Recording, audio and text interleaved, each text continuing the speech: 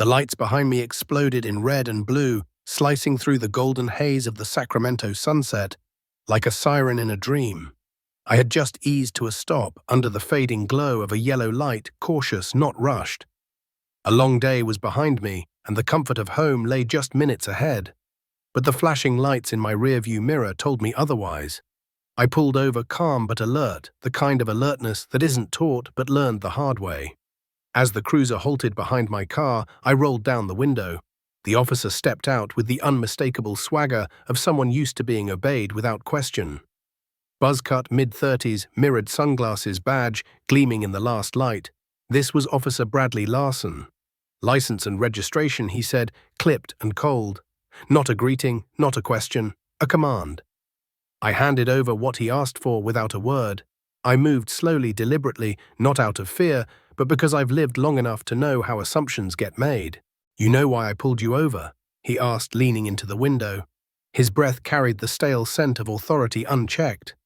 "Not exactly," I replied, voice even respectful but firm. "You didn't come to a full stop at the light." A pause. "I thought I did, but I understand." He didn't respond. He just stared, sizing me up like I was a puzzle he didn't like the look of. And something in his posture shifted. This wasn't just about a traffic light anymore. "You're not from around here, are you?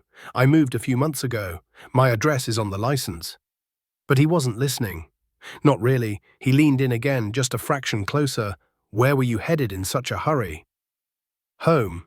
One word, simple, true, but it hung in the air like a challenge. His suspicion thickened. Not because of anything I did, but because I didn't break. Because I wasn't afraid.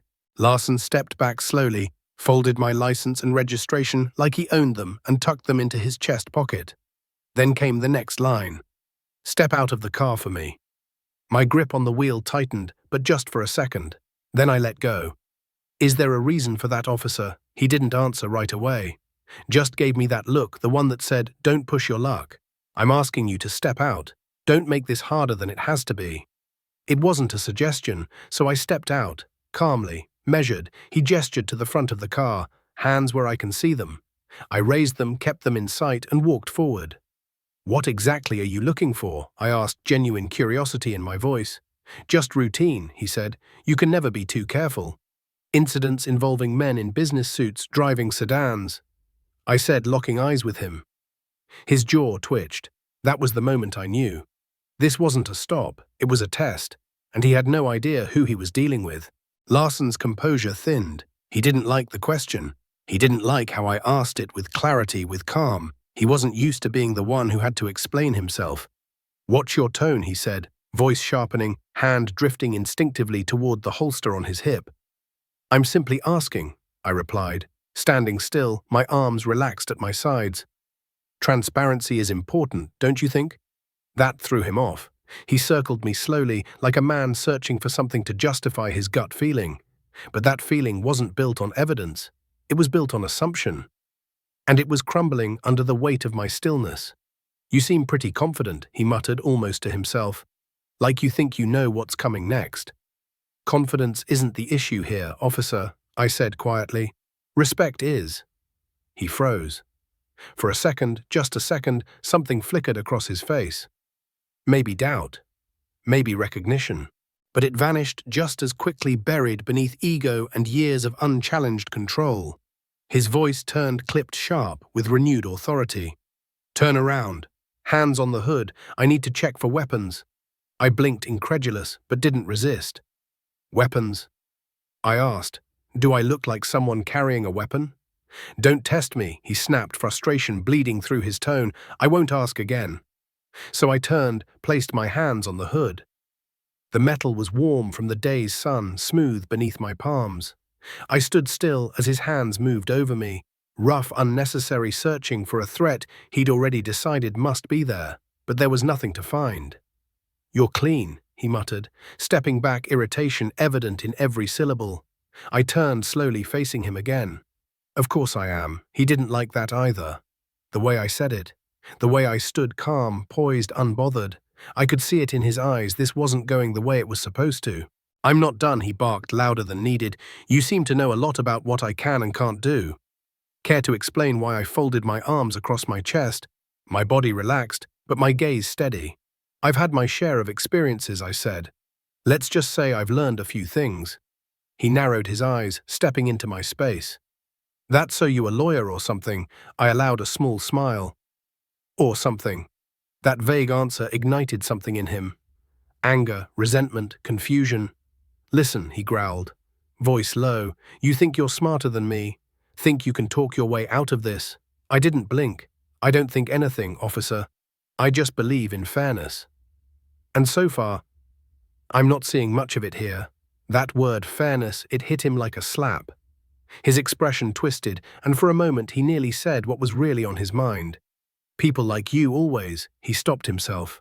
But it was too late. I saw it, heard it in the silence he left behind. People like me, I repeated softly, the weight of those words bending the air between us. He stepped back, defensive now. You know what I meant. I think I do. The tension shifted. It wasn't just a conversation anymore. It was a confrontation, and he was losing control of it fast. Larson's shoulders stiffened as he took another step back, trying to reclaim authority he had already lost. But the damage was done. His words, or the ones he didn't say, hung in the air, like smoke after a fire. I didn't raise my voice. I didn't move toward him. I didn't have to. The silence between us said everything. He had revealed more about himself in a few clipped sentences than any badge or uniform ever could. You think this is about race, he said, forcing out the question like a defense he no longer believed in. I think this stopped being about a traffic violation a long time ago, I said, my voice low, deliberate. And I think you know that too. For the first time, Larson didn't have a comeback. He opened his mouth, then closed it again. I could see the wheels turning, the desperate attempt to reframe, to regain the high ground. But it was too late for that. Officer, I said, my gaze fixed on him. I think it's time you knew who I am. He sneered, rolling his eyes like he'd heard that line before. I don't care who you are, he said, though the tremor in his voice betrayed the fear underneath. It doesn't change anything. I reached into my jacket pocket, slow, controlled, deliberate. I kept my eyes on him the whole time. I'm reaching for my badge, I said clearly, voice calm. No sudden moves, no surprises. Larson's hand twitched near his weapon. Old reflex. Habit, fear. Then he saw its sleek black leather flipped open to reveal a golden badge that gleamed in the dying light.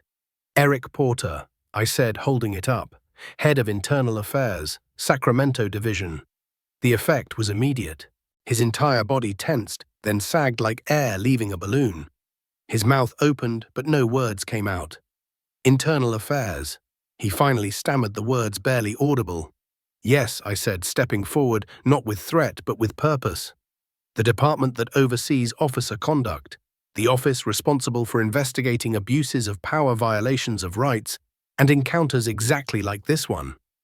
His eyes flicked to the badge, then to my face, then back to the badge again, like he couldn't believe what he was seeing, like he was hoping this was some elaborate test he could still pass.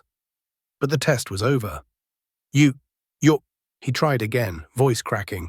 I didn't let him finish. I'm the man who will decide whether you're still wearing that badge tomorrow. And just like that, everything shifted. His back straightened, but it wasn't pride, it was panic. He looked at me now, not as a suspect, but as something far more dangerous to him, accountability.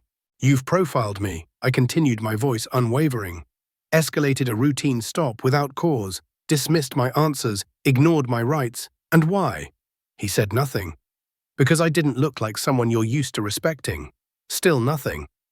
The silence was deafening. And in it, I saw a man unraveling. This wasn't just a bad stop. This was the beginning of a reckoning.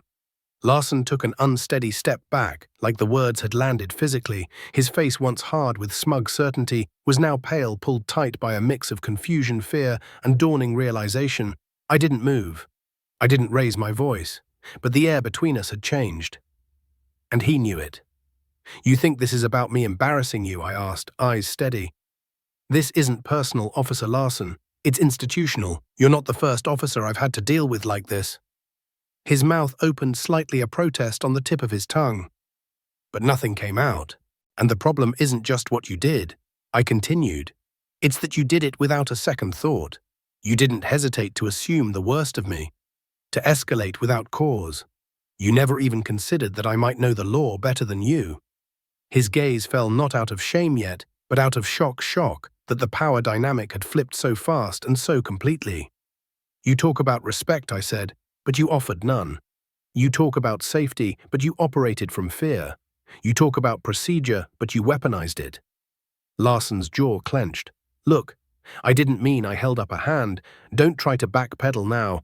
The truth is in how you acted, not in how you're explaining it now." There was a long pause.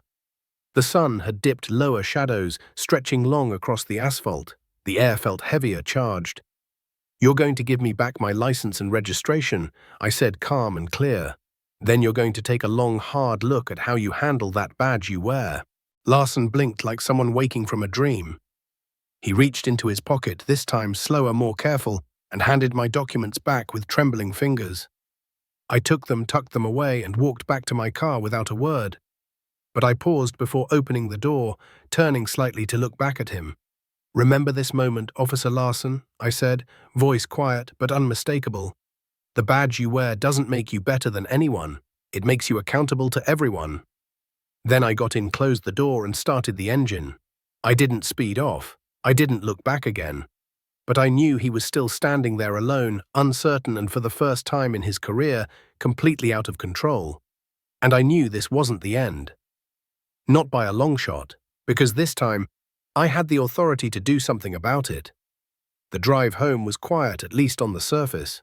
But inside my mind, the encounter played on a loop, not because it was unusual, but because it was disturbingly familiar. I'd seen this kind of behavior before. I'd lived it before. But tonight something had shifted. This time, I wasn't just a man trying to get home. I was the man with the power to hold people like Larson accountable. By the time I walked into my apartment, the adrenaline had faded, replaced by a cold, clear focus. I didn't feel triumphant. I felt responsible. The next morning, I arrived at the Sacramento Police Department's Internal Affairs Division just after dawn. The building was still waking up, but I wasn't. I sat at my desk, opened Larson's file, and stared at the contents spread out in front of me. It wasn't empty. Far from it. There were notes, small complaints that had never gone anywhere, reports of unprofessional behavior, a few excessive stops, vague phrasing that meant everything and nothing at the same time, the kind of red flags that get quietly buried when no one wants to dig too deep. But I wasn't here to bury anything. This wasn't about one bad night. It was about a pattern, an invisible undercurrent that kept washing over our department without anyone calling it what it was. A knock on my door pulled me from my thoughts. "Morning, Mr. Porter," Linda said, stepping in with a file folder.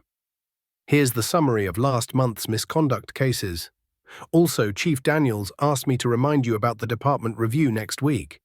"Thanks, Linda," I said, taking the folder from her. "Can you also set up a meeting with the chief for this afternoon? I need to speak with him directly." She paused, reading my expression. "Of course," she replied softly, then closed the door behind her. I turned back to Larson's file, but my gaze drifted toward the broader implications. This wasn't just about one officer. It never had been. The rot never starts with one bad apple. It starts with a tree that never gets inspected.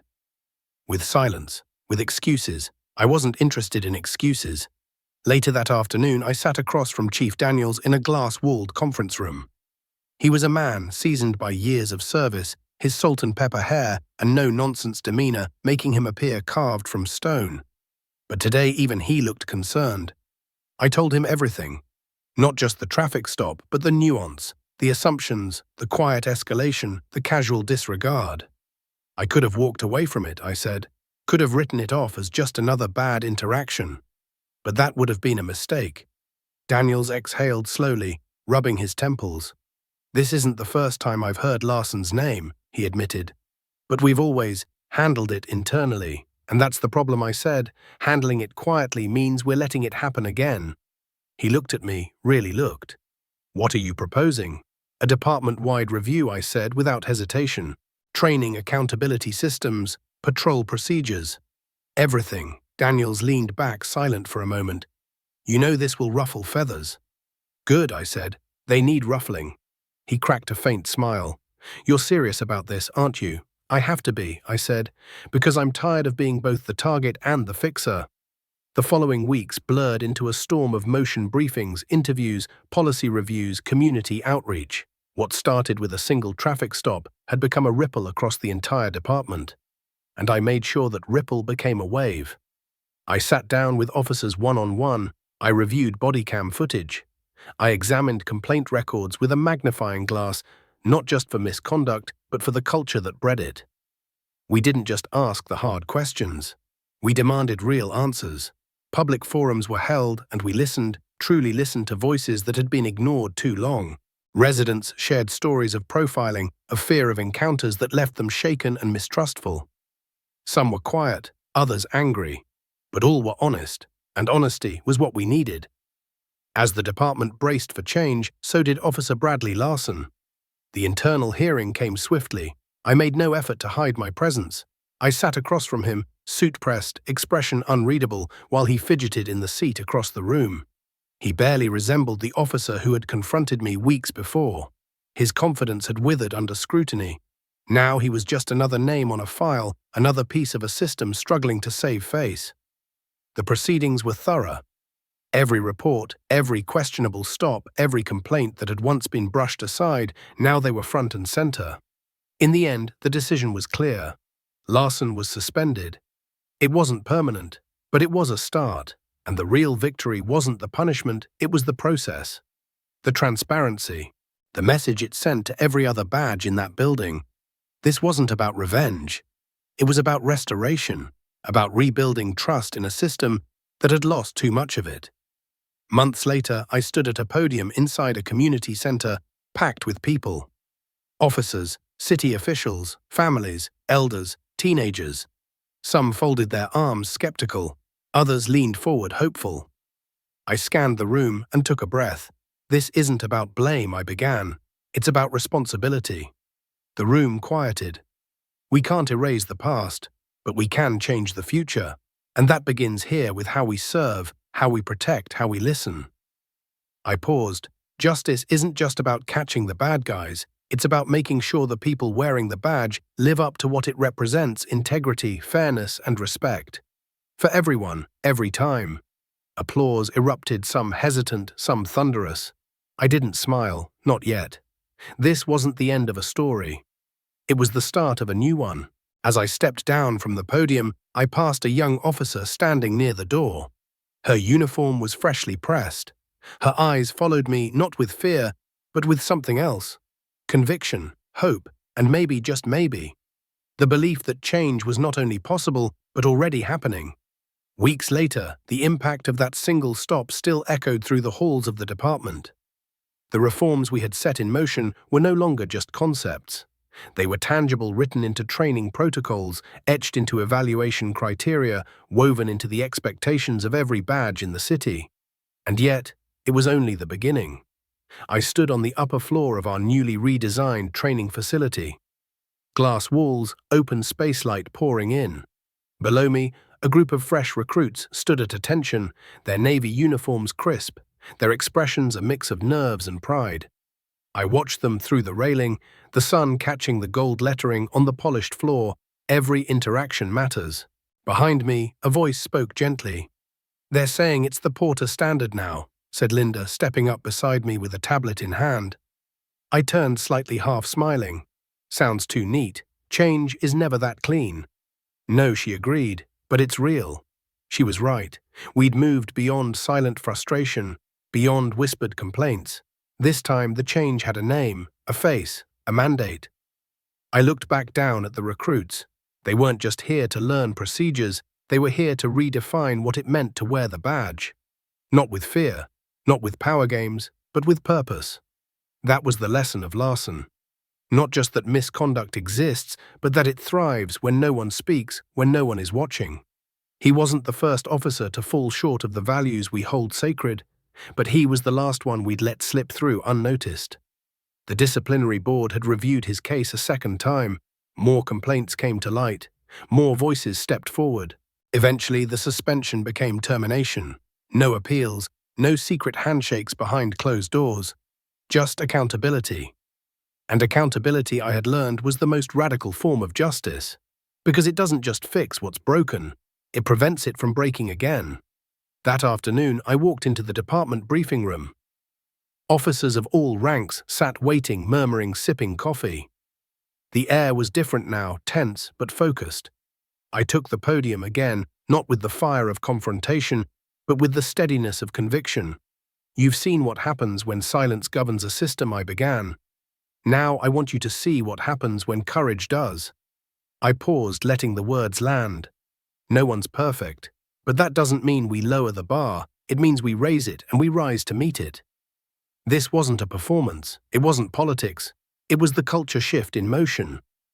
One we had earned, and one we would fight to protect. The momentum didn't slow. If anything, it grew, carried by the urgency of the moment and the clarity of purpose that had finally taken root. I spent more time outside my office than in it. Meetings with community leaders turned into working groups. Data analysis fed into policy rewrites. We implemented body cam audits with independent oversight. Officers were required to undergo implicit bias training, real training, not just check-the-box sessions. And we listened. Every week, we hosted open forums at community centers across Sacramento. The turnout was overwhelming. Mothers who had watched their sons be stopped for walking too fast. Fathers who'd been handcuffed in front of their kids for asking a question. Students who feared calling for help because they didn't trust the badge that might show up. Their stories weren't statistics. They were wounds. And we made sure they were heard. One afternoon, I walked into a small round table at the North End precinct. 5 officers sat on one side, 4 community members on the other. There was no media, no podiums, just eye contact and open notebooks. A woman named Tanisha, mid-40s, strong voice, no tolerance for nonsense, spoke first. "I want to believe in y'all again," she said, "but belief without change, that's just hope. And hope don't protect my sons." No one had an answer, but no one looked away either. And that was something. Later that week, I received an email, anonymous, short and direct. "I've been a cop for 17 years. I never realized how much fear I walked around with until I saw how calm you stayed. That stopped me more than any badge could. I'm changing. Because you didn't flinch. Thank you. I didn't know who sent it. Didn't need to. Change was happening. Real change. And for once it wasn't reactive. It was proactive." One morning, as I reviewed department-wide assessments, I came across an officer evaluation written by a new supervisor in the West District. It highlighted how a rookie had diffused a potentially hostile stop with empathy instead of force. The last line made me pause. He said he wanted to handle it the way Chief Porter would. I sat back in my chair, not because of the compliment, but because that meant the message was reaching the field. It was no longer just policy, it was behavior. We weren't just rethinking policing, we were relearning humanity. Change doesn't always announce itself with fanfare. Sometimes it arrives in quiet moments, in the conversations that don't make the news, in the corrections made without spectacle. And sometimes it arrives when someone like Bradley Larson disappears from the system without applause, without defiance, just a final period at the end of a long, unchecked sentence. His formal termination came quietly. There were no press conferences, no departmental spin.